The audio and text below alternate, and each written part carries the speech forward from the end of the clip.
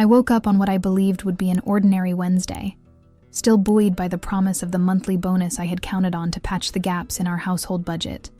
The alarm clock read 6:30 a.m., same as always, and I went through my usual routine of checking emails while my coffee brewed. There was nothing unusual in my inbox, just the typical client updates and meeting confirmations that filled my days at Henderson & Associates Marketing. At the office, the atmosphere felt strangely subdued, as if the fluorescent lights themselves sensed trouble brewing. Sarah from accounting avoided eye contact when I said good morning, and even Mike, who usually cracked jokes by the water cooler, seemed unusually focused on his computer screen. I brushed off the weird vibe and dove into preparing for the quarterly presentation I was supposed to give next week. Around 10:30, my manager Jennifer summoned me to the glass-walled conference room. I walked in confident, maybe even a little cocky, thinking she wanted to discuss my recent campaign that had boosted client engagement by 15%. But when I saw her expression and noticed a single sheet of paper on the table, my stomach dropped. The termination notice listed restructuring as the rationale, a bland euphemism that did nothing to soften the sting of being dismissed 3 days before payday. Jennifer's voice sounded like it was coming through water as she explained budget cuts and downsizing. All I could think about was the rent due next week, Anna's tuition payment, and the groceries I'd planned to buy with that bonus. As the facts sank in, no bonus, no steady income, the air tasted metallic, and a dull roar settled behind my temples. My hands started shaking, and I had to grip the edge of the table to steady myself. I forced myself to remember a line in my contract about an indemnity clause for dismissals without cause, something my friend Rachel had insisted I negotiate when I first got hired. But the panic eclipsed any comfort the memory offered. Jennifer handed me a cardboard box and gave me 30 minutes to clear out my desk. 30 minutes to pack up 3 years of my professional life. I moved like a robot, placing my coffee mug, the small succulent Anna had given me, and my notebooks into the box. My coworkers had suddenly become very interested in their computer screens, nobody wanting to make eye contact with the person who'd just become a cautionary tale. By the time I gathered my belongings, colleagues had already diverted their eyes, unwilling to witness fallout that might soon be theirs. Tom from the creative department gave me a quick, sympathetic nod, but that was it. The office felt smaller somehow, like the walls were closing in on everyone who remained. I stepped into the elevator, cradling the box like a shield, calculating how long our savings would last, and bracing for the conversation I dreaded most, explaining my sudden job loss to my family. The ride down felt endless, each floor bringing me closer to a reality I wasn't ready to face. $800 in checking, maybe $1,200 in savings if I was lucky. That wouldn't even cover next month's rent, let alone Anna's school expenses or Mom's medical bills. Walking to my car in the parking garage, I kept thinking about that contract clause. Something about 32% of quarterly profits if they fired me without just cause. At the time, it seemed like legal mumbo-jumbo that would never matter. Now it felt like the only thing standing between my family and complete financial disaster. That evening, the apartment felt colder than usual, every ticking second magnifying the tension in the living room. I sat on our worn leather couch, staring at the cardboard box I'd placed on the coffee table like some kind of monument to failure. The smell of Anna's leftover Chinese takeout lingered in the air, mixing with the lavender candle she'd lit earlier. My younger sister Anna occupied my old bedroom while she finished college, and her chorus practice CDs lay scattered on the sofa next to her music theory textbooks. She was supposed to be studying for her finals, but I could see her watching me from the corner of her eye. Anna had always been good at reading people, especially me. She instantly sensed the shift in my posture, yet waited for me to speak first, probably hoping I'd tell her I got promoted or something equally good. When I finally confessed the firing, her face went through this whole range of emotions. First confusion, then sympathy, then something that looked like panic as she started doing math in her head. Her brows knit into a mix of sympathy and unspoken worry about her share of the rent. She tried to hide it, but I knew she was thinking about her tuition payment due next month. "It's temporary," I said, trying to sound more confident than I felt. "I'll figure something out." Anna nodded, but I could see her calculating. She'd been working part-time at the campus bookstore, barely making enough to cover her textbooks and coffee habit. Without my income, she'd have to find a way to pay her portion of rent and utilities. Money she definitely didn't have. Our mother called just as Anna left the room, probably to give me privacy, or maybe to call her boyfriend Jake and freak out about the situation. I struggled to keep my voice steady while recounting the news to Mom. The silence on the other end lasted forever, and I could practically hear her brain working through all the implications. Mother's silence translated into disappointment. I pictured her in her kitchen in Sacramento, probably sitting in that old wooden chair that creaked whenever she shifted her weight, clutching the phone and mentally tabulating how the family's fragile finances would absorb another blow. She didn't say anything at first, just made these little humming sounds she always made when she was processing bad news. "How much notice did they give you?" she finally asked. "None. It was effective immediately." Another long pause. Then she started talking about the mortgage payment she still helped cover on the house we inherited from our late father. It wasn't exactly blame, but it felt like it. Dad had left us the house in Modesto, but with property taxes and maintenance, it was more burden than blessing. Mom had been covering the mortgage for 2 years now, ever since her hours got cut at the medical clinic where she worked. Without uttering direct blame, she reminded me of all the financial commitments that were now in jeopardy. Anna's school, the house payments, Grandma's prescription costs that insurance didn't cover. Each item on the list felt like another weight on my chest. By nightfall, I retreated to my room to gather documents, hunting for the employment contract I had stored in a lacquered keepsake box that used to belong to my grandmother. The box still smelled faintly of her perfume, and touching it reminded me of Sunday dinners and her stories about surviving the Depression. Maybe there was some of her resilience left in there for me. Touching the contract pages calmed me momentarily, the indemnity clause gleaming like a lifeline. If dismissed without just cause, the company owed me 32% of its quarterly profit. I'd negotiated that clause because Rachel, my friend from law school, had insisted that small marketing firms were notorious for sudden layoffs. At the time, I thought she was being paranoid. The clause reignited hope, yet also fueled the dread of a looming legal battle that could stoke deeper family divisions. I knew Mom would hate the idea of a lawsuit. She'd always believed in keeping your head down and not making waves.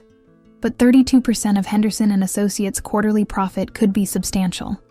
Last year's numbers I'd seen suggested it might be enough to solve all our problems at once. Over breakfast the next morning, Anna voiced the resentment that had been simmering beneath her polite facade all night. She sat across from me at our small kitchen table, pushing scrambled eggs around her plate while building up the courage to say what was really on her mind. When she finally started talking, it all came out in a rush. She worried that my unemployment would jeopardize her final year's tuition, and her fears manifested as curt remarks about my career choices. Why had I taken a job at a small firm instead of something more stable? Why hadn't I saved more money? Why did I always seem to make decisions that affected everyone else? I listened, forcing down lukewarm coffee from our ancient coffee maker, knowing her frustration was rooted in insecurity rather than malice. Anna had worked so hard to get through college, maintaining a 3.8 GPA while working part-time and dealing with our family's constant financial stress. The idea of not finishing her degree must have terrified her. "I'm supposed to graduate in May," she said, her voice getting shaky. "I've already sent in my application for the master's program at Berkeley. What am I supposed to tell them if I can't afford to finish this semester?" Still, each word felt like sandpaper on an already raw wound. I wanted to snap back, to remind her that I'd been supporting both of us for the past 2 years while she focused on school. But I could see the fear in her eyes, the same fear I'd felt sitting in that conference room yesterday. "I'm going to fight this," I said finally. "There's a clause in my contract that means they owe me money for firing me without cause." Anna looked skeptical. "How much money?" When I explained the 32% figure and what that might actually amount to, her expression changed completely.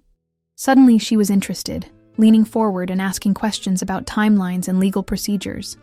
The possibility of a big payout transformed her from worried sister to eager advisor, which somehow made me feel even worse. Later that afternoon, Mother arrived unannounced, carrying a bag of groceries from Lucky's and a storm of anxieties that filled our small apartment the moment she walked in. She started unpacking food we hadn't asked for while launching into a lecture about practical versus idealistic thinking.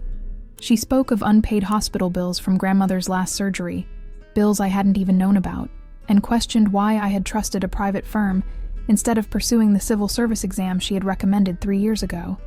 According to Mom, government jobs were secure, came with real benefits, and didn't fire people on a whim.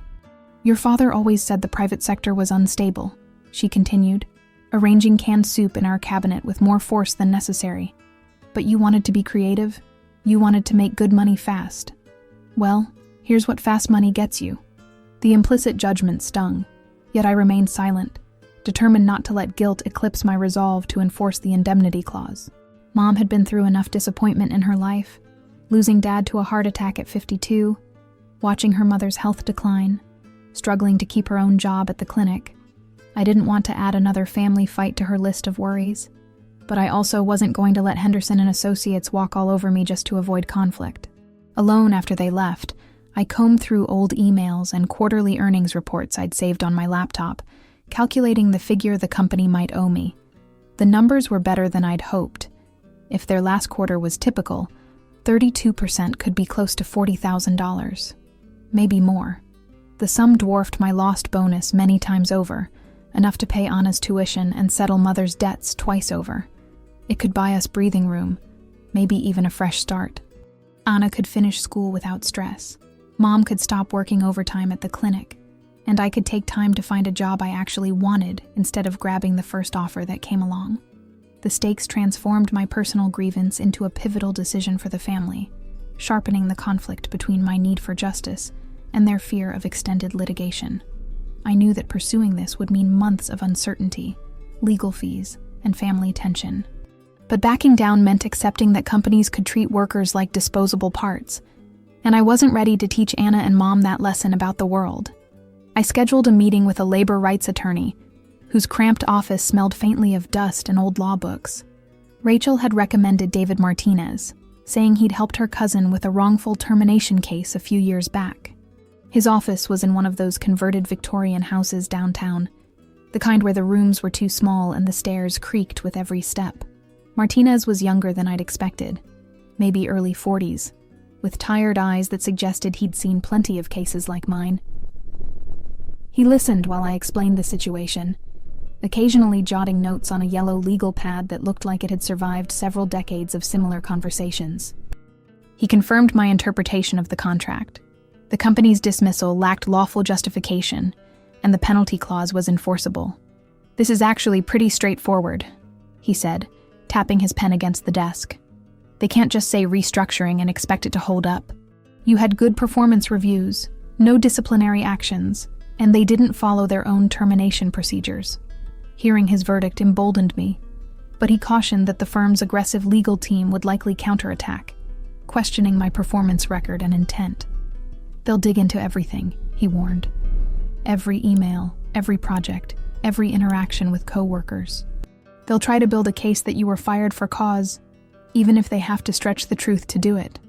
The consultation fee was $200 I couldn't really afford, but Martinez offered to take the case on contingency if I was serious about pursuing it. 30% of whatever we recovered, nothing if we lost. It seemed like a reasonable deal, especially since I didn't have money for hourly legal fees anyway. News of my consultation splintered dinner that night.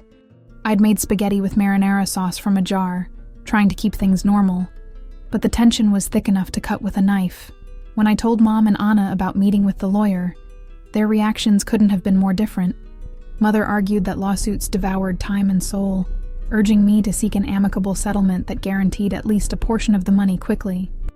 "Lawyers make promises they can't keep," she said, twirling pasta around her fork with mechanical precision.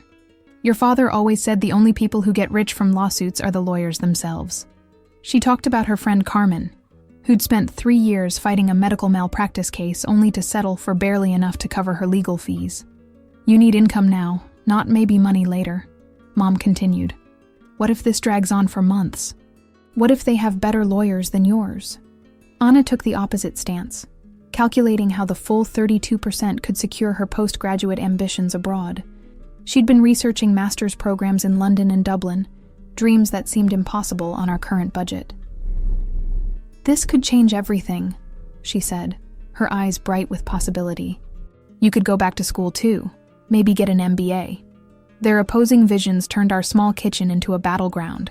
each accusation ricocheting off the walls while I stood in the center, exhausted referee of their hopes. Mom worried about immediate survival while Anna saw a chance for transformation. Both were right in their own way, which made choosing sides impossible. "I just want what's fair," I said finally. But even that sounded naive once the words left my mouth. After they went to bed, I sat at my laptop researching Henderson and Associates' financial records. As a marketing firm, they had to file certain documents with the state, and their quarterly reports were available online. The numbers were better than I'd expected. If Martinez was right about the case being solid, we could be looking at close to $50,000. In the quiet hours after midnight, I drafted a personal statement outlining every overtime hour, every email of praise, every performance metric proving I had been a model employee. I documented the Peterson campaign that had brought in 3 new clients, the social media strategy that had increased engagement across all accounts, the weekend hours I'd worked without complaint when deadlines got tight. The process felt less like self-defense and more like reclaiming identity. For 3 years, I'd poured myself into that job, believing that hard work and loyalty would be rewarded. Writing it all down reminded me that I hadn't imagined my value to the company. It was measurable, documented, real. With each sentence, I fortified the narrative that I refused to be the family's liability. Instead, I would become its unlikely champion. Maybe Mom was right about the risks, and maybe Anna was being overly optimistic about the outcome. But somewhere between their fears and dreams was the person I wanted to be.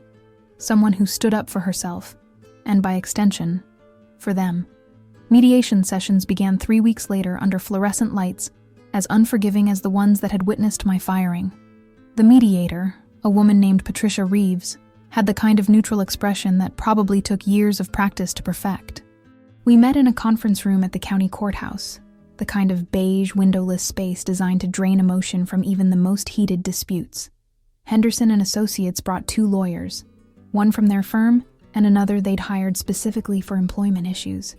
Jennifer, my former manager, sat between them looking uncomfortable in a way that almost made me feel sorry for her.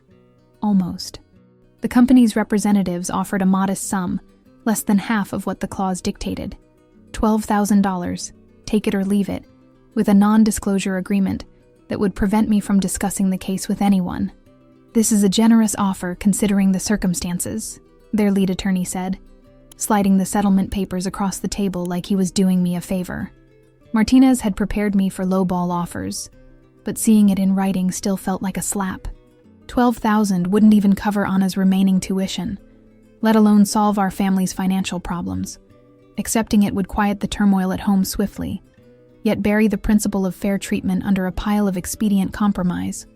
I refused, bracing for the turbulence my decision would unleash. The lawyers exchanged glances that said they'd expected this response, and the mediator scheduled our next session for 2 weeks later. Walking out of that courthouse, I felt simultaneously empowered and terrified. The ride home was quiet. Martinez seemed pleased with how things had gone, but I could already imagine the conversations waiting for me at the apartment. Mom would see my refusal as stubborn pride, while Anna would probably be relieved that we were holding out for more money. Tension at home tightened into a near-constant ache over the following weeks. Mother avoided eye contact whenever money came up in conversation, convinced my obstinacy threatened our immediate survival. She started working extra shifts at the clinic, coming home exhausted and speaking only when necessary. Her silence felt heavier than any argument would have. Anna tiptoed around conversations about money, afraid her dreams would dissolve with each postponed semester. She'd stopped talking about graduate school entirely, focusing instead on her current classes with an intensity that seemed forced. I caught her looking at job postings online, probably planning for the worst-case scenario where she'd have to drop out and find full-time work. The apartment felt smaller with all of us walking on eggshells. Meals became exercises in avoiding certain topics. We talked about the weather, Anna's professors, anything except the elephant in the room that was slowly crushing us all under its weight. Though their silence weighed heavily, it also steeled my conviction that backing down now would invalidate every sleepless night I had endured. This wasn't just about money anymore. It was about proving that regular people could stand up to companies that treated employees like disposable resources.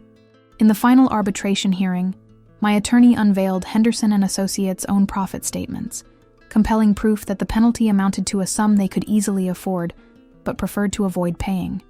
The documents showed quarterly profits that made my salary look like pocket change, revealing exactly how little my 3 years of dedication had meant to them in purely financial terms. The arbitration panel consisted of 3 people: a retired judge, a labor relations expert, and a business owner who supposedly represented neutral interests. They listened to both sides present their cases, asking pointed questions about company policy and the specific circumstances of my termination. Martinez was brilliant, methodically dismantling their argument that my firing had been justified. He presented my performance reviews, client testimonials, and evidence that other employees with similar roles hadn't been affected by the supposed restructuring. Their lawyers scrambled to explain inconsistencies in their story, but the facts spoke louder than their carefully crafted narrative.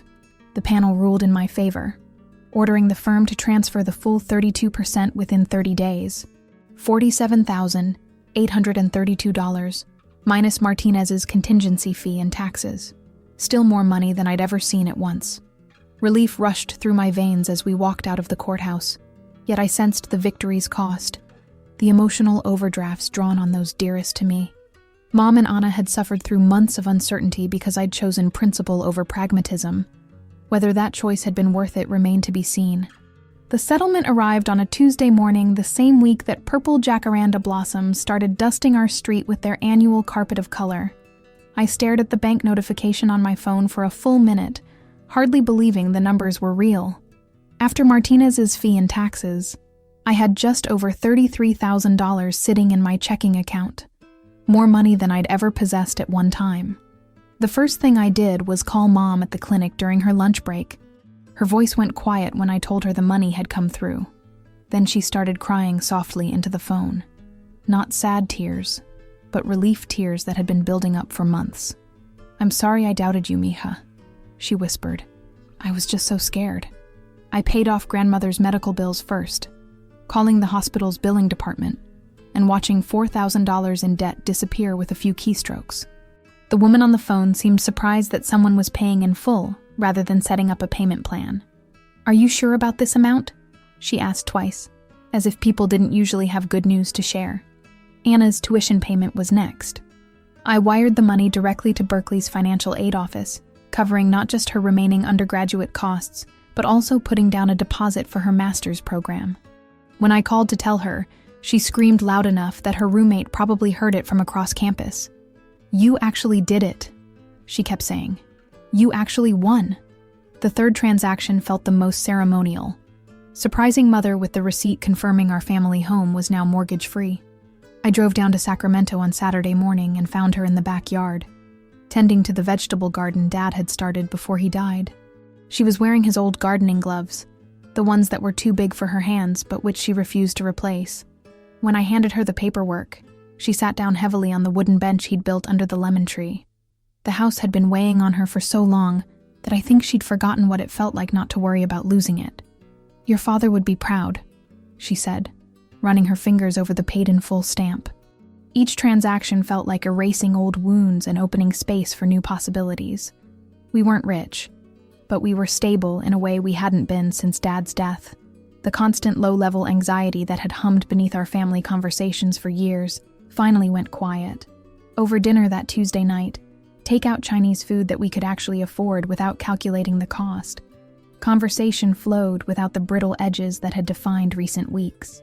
Anna talked about her graduate school plans, considering programs in Dublin and London that had seemed like impossible dreams just months before.